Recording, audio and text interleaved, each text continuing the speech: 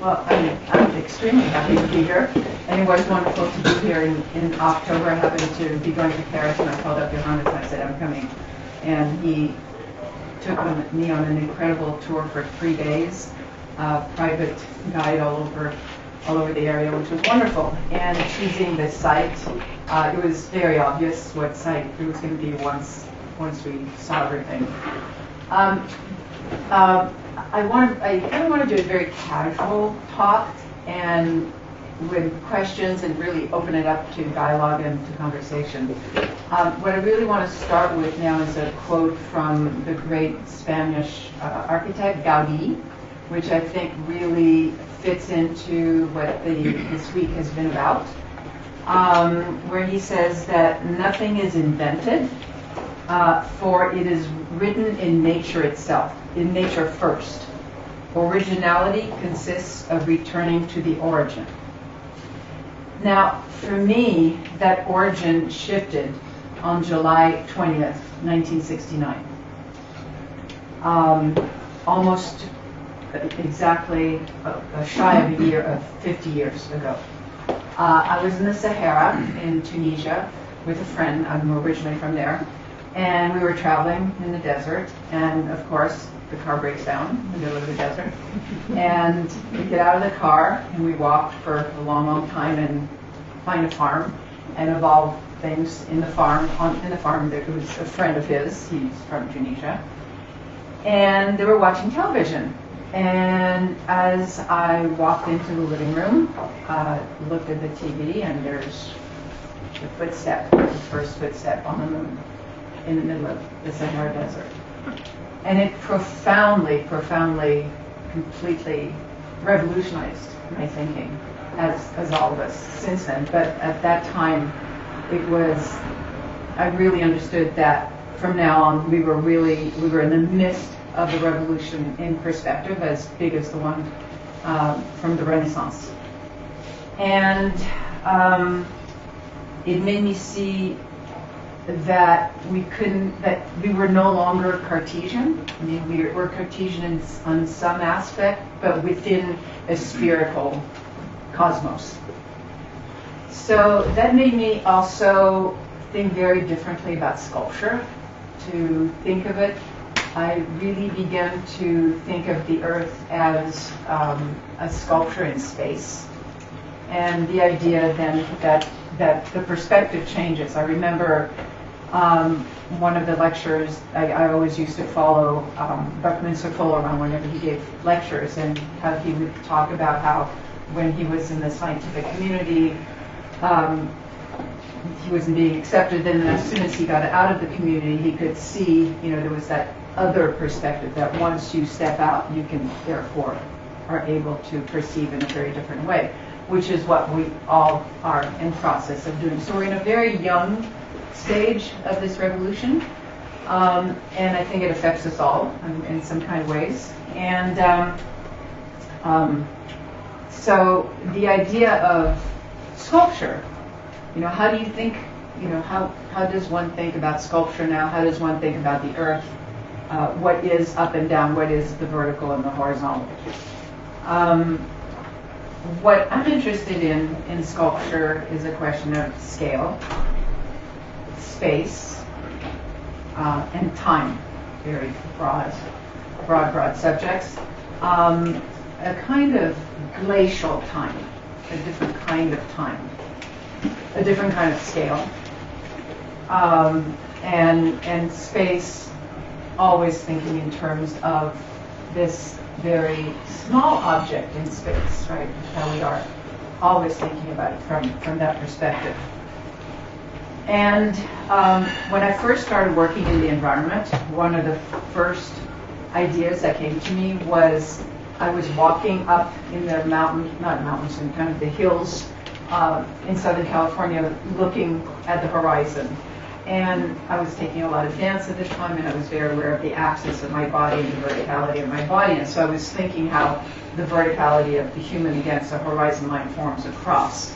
And that whole idea of the human being vertical, the Earth being horizontal. And here, it completely shifted. What I ended up doing here was a complete shift.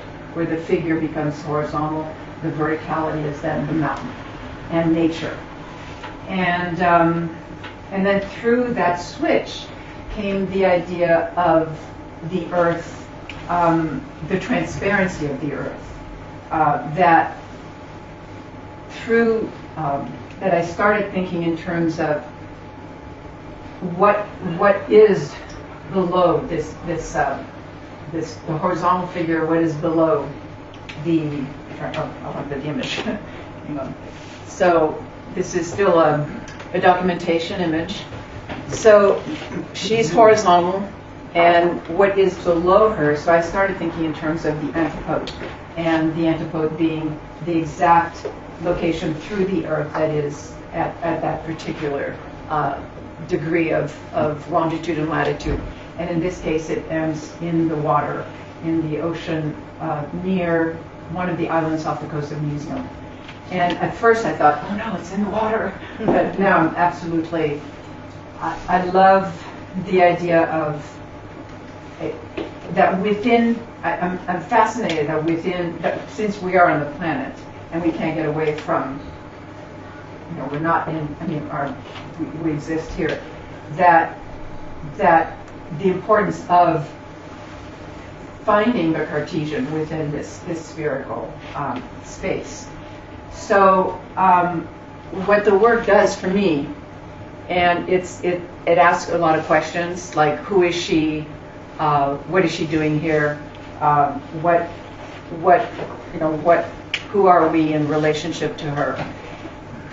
And the idea that the whole piece is called Transparent Earth, and the idea that there is the same figure on the other side as a mirror. So she's going this way, and on the bottom of the sea, the other is going that way.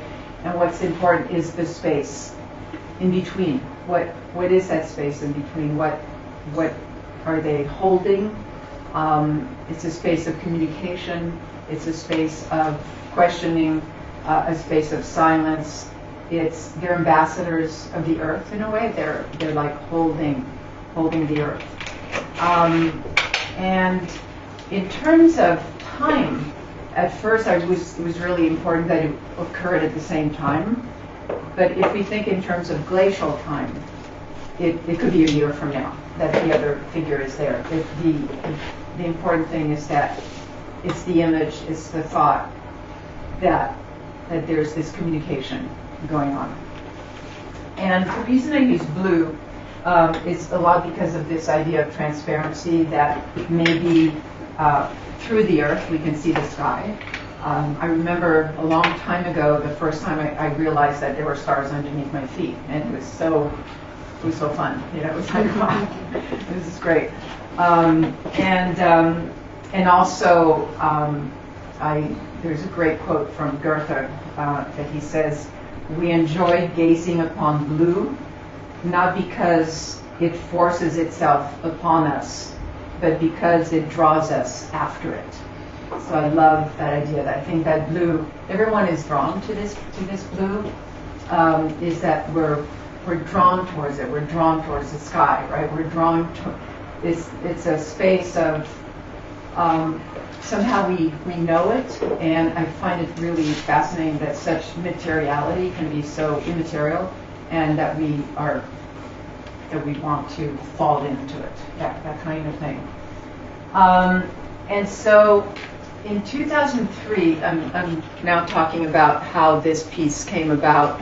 In 2003, I wrote a text that I didn't know where it was going to go. I called it Genius Remembered, and the word genius was in 3 fonts: G-E-N for our genealogy, I for the all-encompassing, and us for us.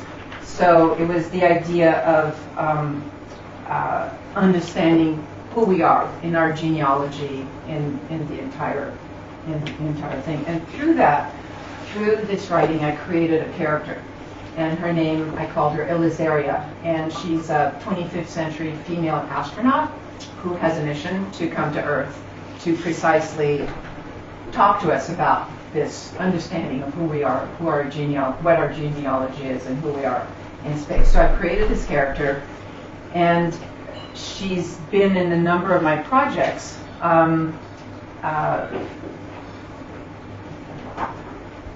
Where, let's see, I'm going to wait for this. I'll tell you about the projects, and then I'll go to the images. In a number of installations, in a number of performances, and films, and through this piece. So the character went from installation to performance to film, but through this I really realized form. Really became interested in form. This is what we took last night, and what I love about this location too is that, of course, it changes all the time. Analia was saying, Analia and Sarah went this morning, they walked from here all the way up, and there wasn't a single, you couldn't see anything, it was completely foggy. And so it had that kind of experience. Sebastian and I went last night, and there was just something really magical about the night coming in, and the first day was sunny, so it really challenges, it changes how we look at that. What I love about having been invited to come here is that it made me do what I love the most, which is to go to the most remote locations and do a project that does speak to our relationship to the earth, and through that you can't help but think in terms of the relationship to yourself and to others, and so it really has that, both the extreme location and the very intimate. So it's really a question of scale, and it's very different, and that's what I love about what Johannes has created here, is that it's very different than if you show something in a museum or even in a place like Storm King, where it's sculptures, and here you get this scale. It's a whole different relationship to nature. It's really hot in here.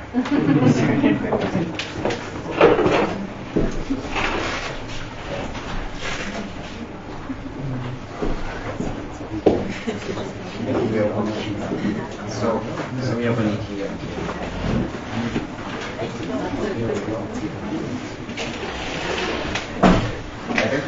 Yeah.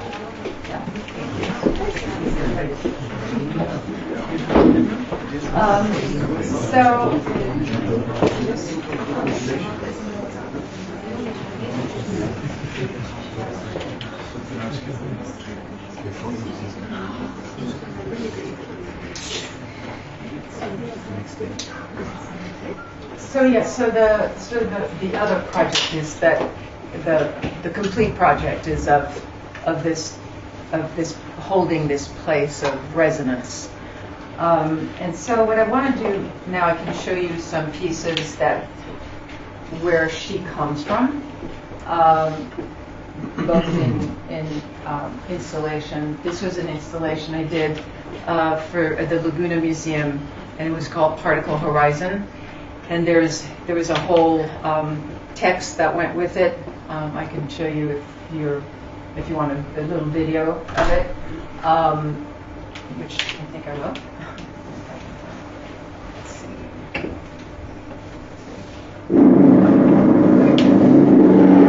Stop for a minute.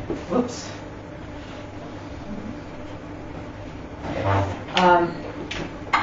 This piece was part of another performance that was on the beach, and I will show that one first. It was called Elongated Now, and it was 300 people who were essentially walking in a procession and watched the sunset for 2 hours.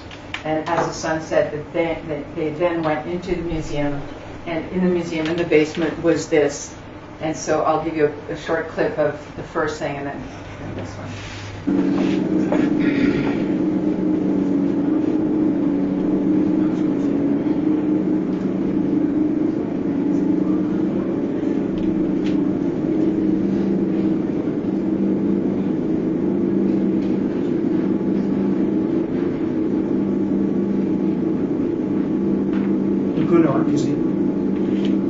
Laguna Art the Museum. Laguna Art Museum. Yeah. And so, Where in California, Southern California. LA or? Laguna Beach. Laguna Beach, South. okay. Yeah. So it's a museum on the bluff that has this access to this beach where they can do this. Right. And so it was part of their nature and art. You spoke at it. And so that was the whole. What I wanted was that kind of not only the experience of them having this elongated noun, but also but that the idea of how it hugged it paralleled the wave of the ocean.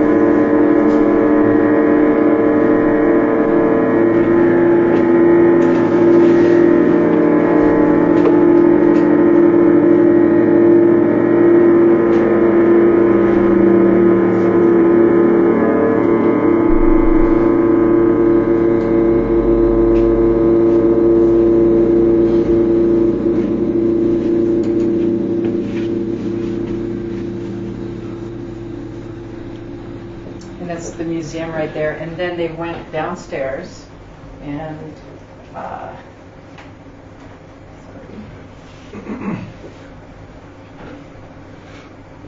and this is what we got to see.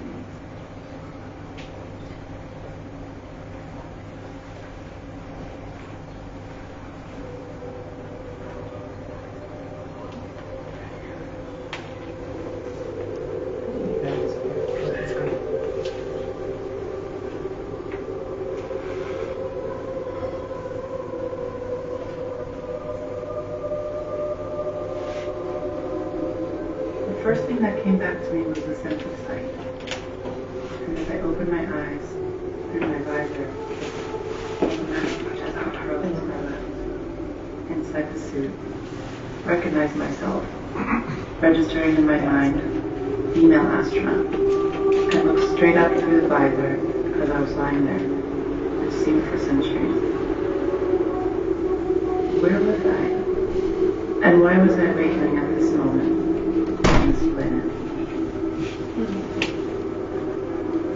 She had had to study cartography and mapping and decide on the points on Earth that would locate the stars above at a particular time. I was on a stretcher and I was being carried to a village. The sky reminded me of where I came from, and my starship must have crashed, for they were taking me now, as if they had known who it was, and they cheered me as I passed in the streets. I was back on the table. I must have been there for a long time and just coming to consciousness again. The medicine man was working on my body. He was in a deep trance. He held his hand a few inches above my back, and this time I could see text as they emanated from me into the air. It was a map of worlds as well as all the information I'd been searching for. When he touched the soles of my feet, images of the world appeared. She was vibrating at a higher octave this time. Each particle of light was clearer and more in focus. She was traveling the grid. Islands spoke to her like giant petrified birds, their hearts still beating under the volcano. I have always had a place inside of me that was dreaming.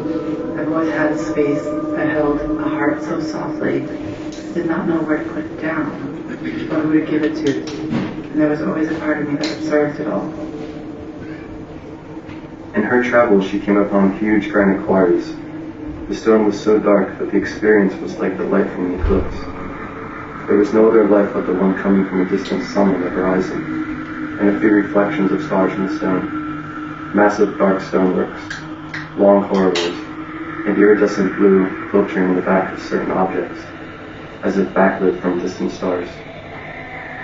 She found herself drawn up in space until she was outside the field, looking back at the stars, as if she was on the backside of the stars, looking back.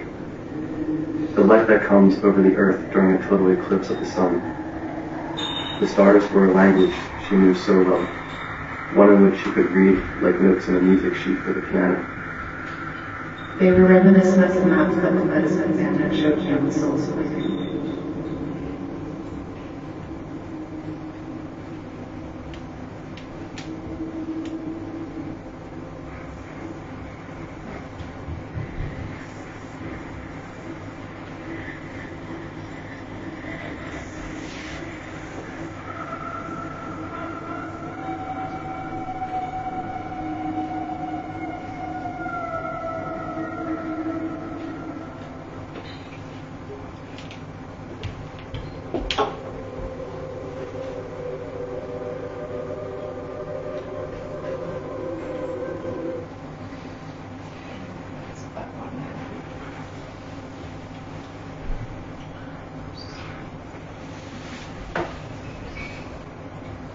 Then that was in 2014. This is in 2012, where the Getty Museum had the initiative of recreating works that had been done from 1945 to 1980. And I had done a project called Spine of the Earth in the Desert. And they asked me to redo it. And I said, well, if it's not in the desert, I have to, it's going to have to shift. So instead of pigment, I used people, and found this site that had 287 steps. And the project actually was of a skydiver coming down vertically, and well, not quite, first horizontally, then vertically, and then going all the way down the steps of this mountain. You can see people there watching it. So it was the idea of that people became the drawing, essentially.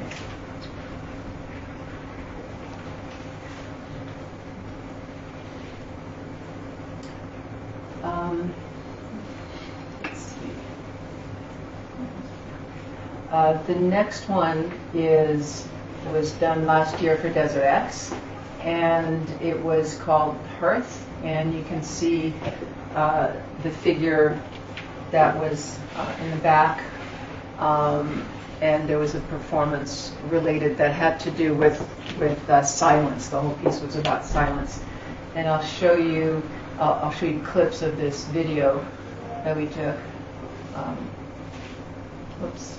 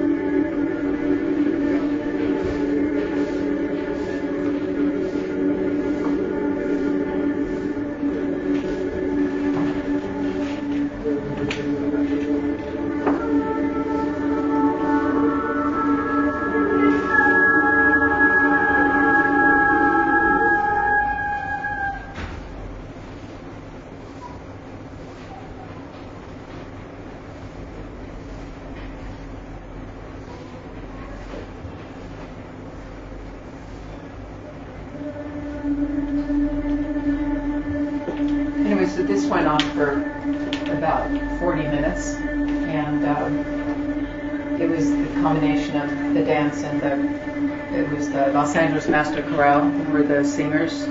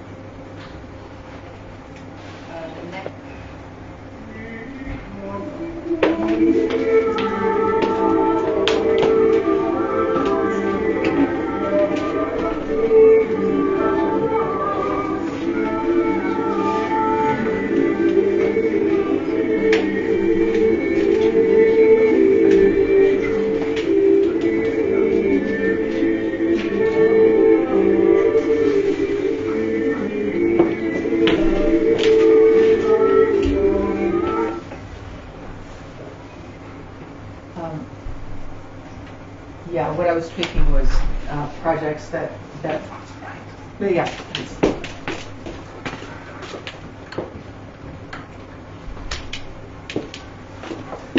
I was picking projects that where this idea came from of the character, but I think I will move on to some other projects. Hang on a minute.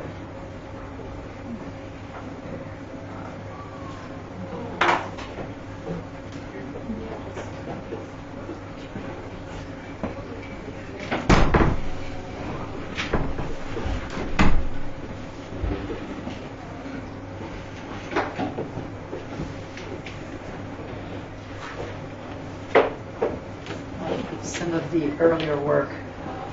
This was actually the very first piece that I did, which was that idea of the vertical and the horizontal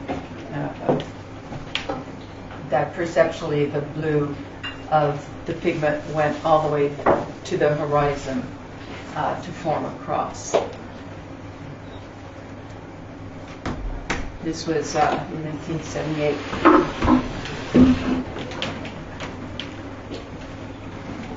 The second piece here was where the moon had set at the time, so it was a way of like a moon shadow. And there were two different kinds of blues.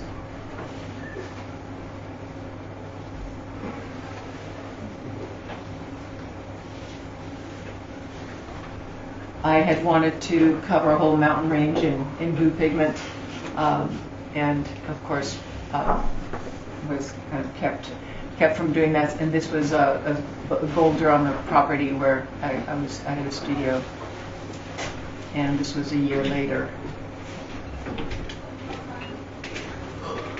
The next project I did from that was in 1978, called Man in the Mountain, and there were these two figures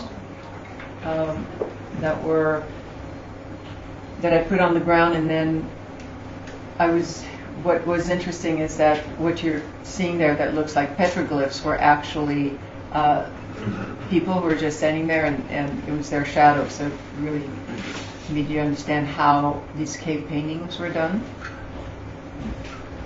The next piece I did was with these rocks and pigment that I then placed in alignment to the stars above. This was the very first time that I did that, and that was in 1978.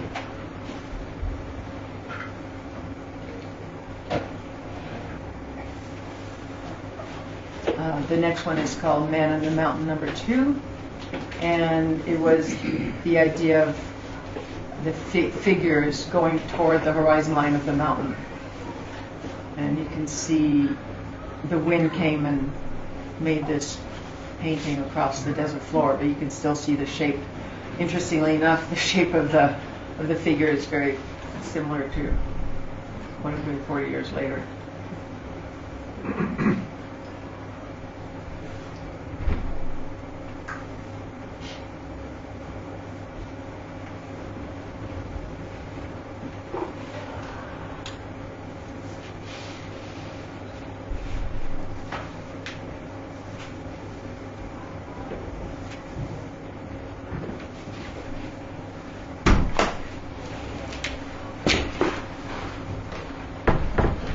And this is what it looked like before and after. So this was when I first started doing these pieces, I was really interested in color and in painting, and the idea of these very empty spaces where I could just put color and what would happen in the landscape. And then it moved into more sculptural, where I would then take the rocks and bring them inside gallery spaces. And this was a piece I did in 1979 called Materia Prima. And it was done around the time of a total solar eclipse. And so this was on one side of the gallery floor, and on another was this very dark blue. It was a Prussian blue. And the rocks were triangular to look like the mountains that I had experienced when I was out in the desert. And this was also this Prussian blue circle. And when you were in the space, the yellow pigment literally perceptually looked like it hovered over the blue, and the blue you just wanted to jump in. And it was all this very intense perceptual things that happened with the color, with these two opposite colors.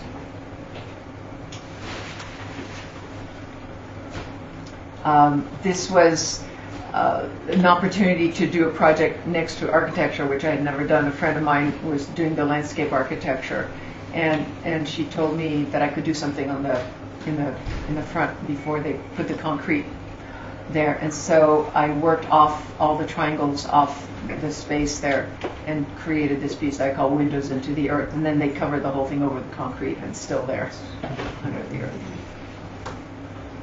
In 1980, I was asked to do a project for the ephemeral part of the International Sculptural Conference.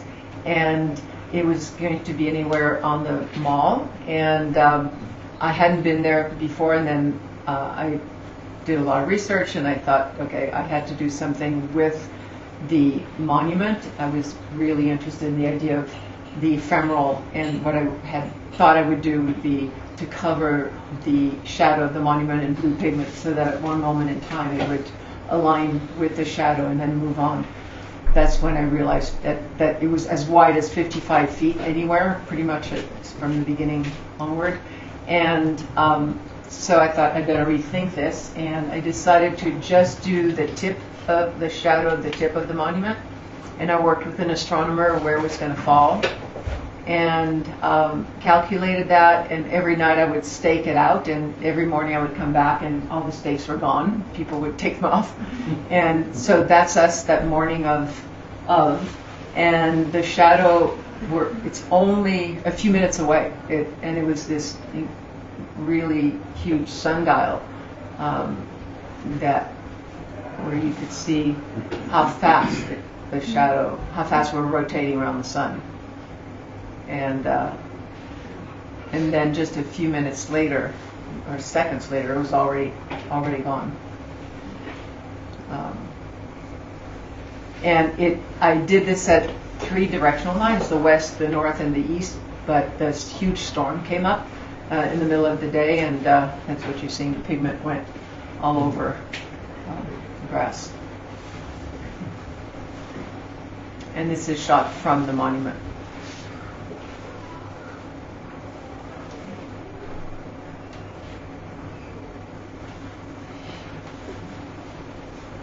So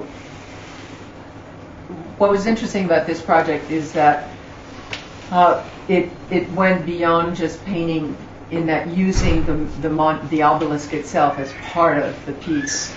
It really became sculptural and very spatial. So the environment was so obviously the architectural part of the piece. And that's actually looking straight down at the pigment. A few months later, I went out to the Mojave again and did this piece that's called Spine of the Earth. And essentially it was just all these symbols across a spiral, a circle, and a square, and a diamond. And then I placed these sundials at the directional lines, and then at the south I placed a rock. And from the ground you couldn't see much of anything.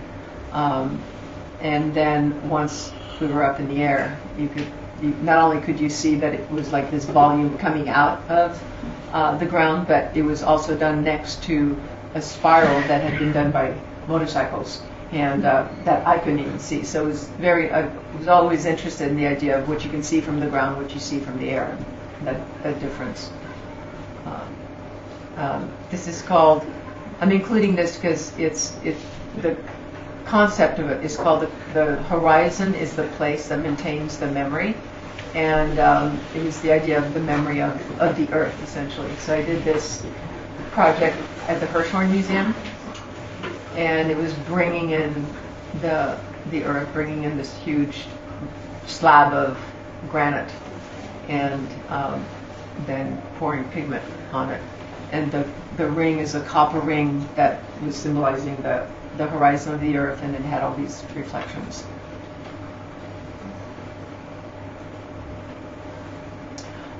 This was done in 1982 in the Arroyo Grande sand dunes in Southern California, and the drawing was done by a dancer. I asked her to dance a spiral, and then everyone else, it was part of a workshop, followed her, and Doug made the drawing with their feet. And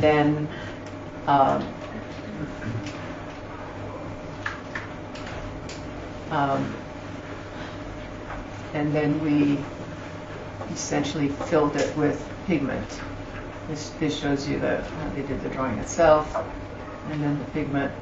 And then again, this is interesting after seeing Ingeborg's piece, which is a circle with the land going, undulating.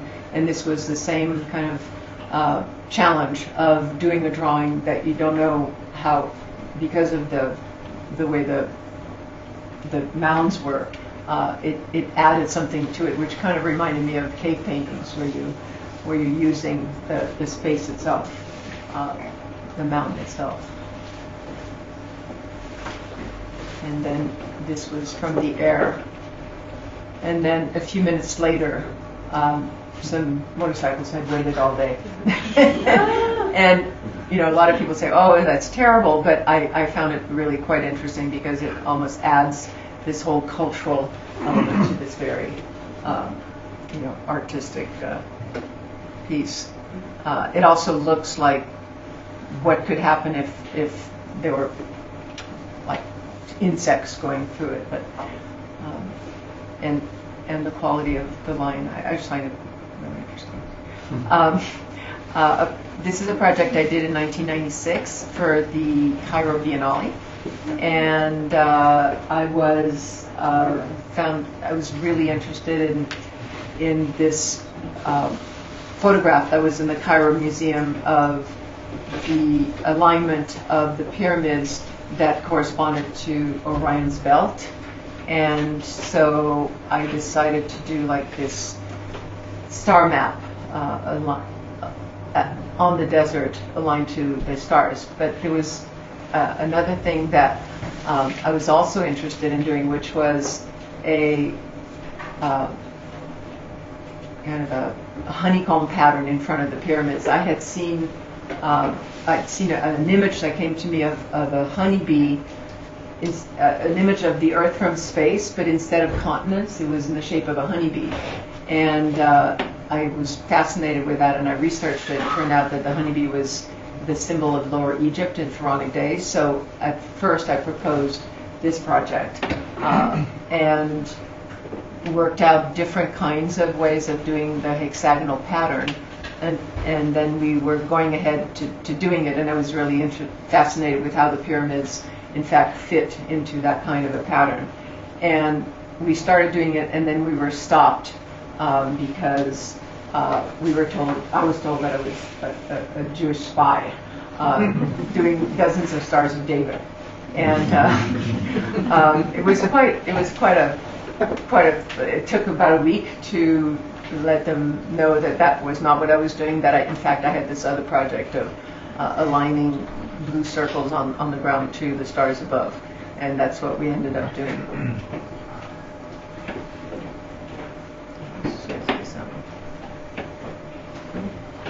But because we were delayed, it took a long time. We didn't have much time to do this.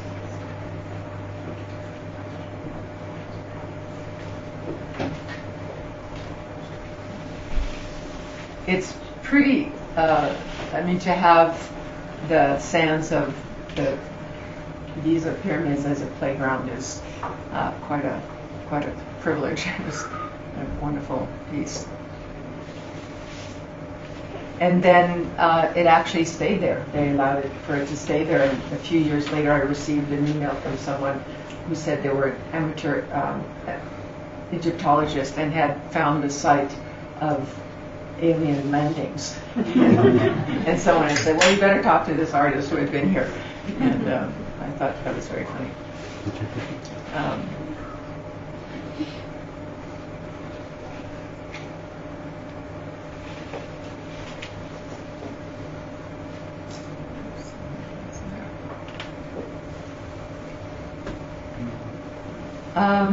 So I'll skip these. These were a project I did indoors. I'll skip that.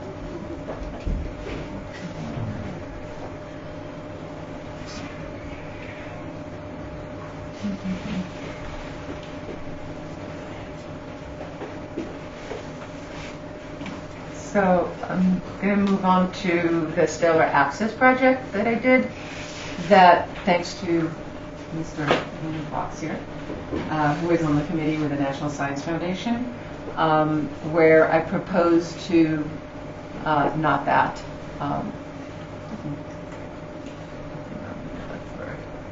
I proposed to do a star, like a reverse sky, onto the ice at the South Pole.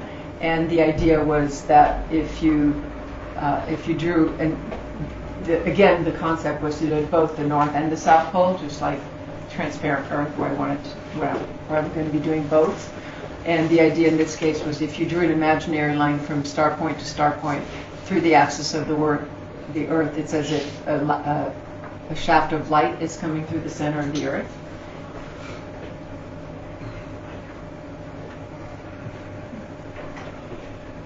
And we did different drawings of also what happens with the rotation of the Earth.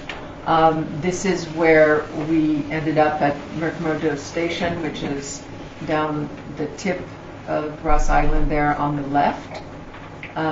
We were W221, that's the site where we did the installation. We did some testing. What I created were these blue fiberglass spheres, 99 of them, and it's the windiest continent in the world, so we had to test them for make sure they didn't fly away.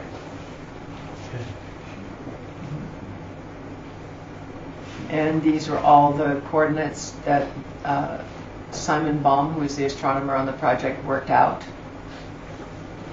And then the different motions. And then one of the pieces. And so we went out and did like a 400-foot diameter. And then with a GPS actually aligned them to the 99 of the brightest stars there.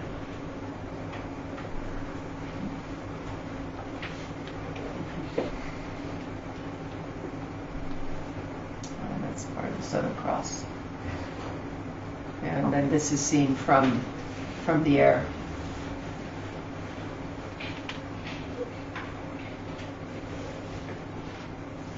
I think I could stop here. Yeah. And maybe we can open up for Yeah, talk. Yes, absolutely. So. Thank you so much. You brought us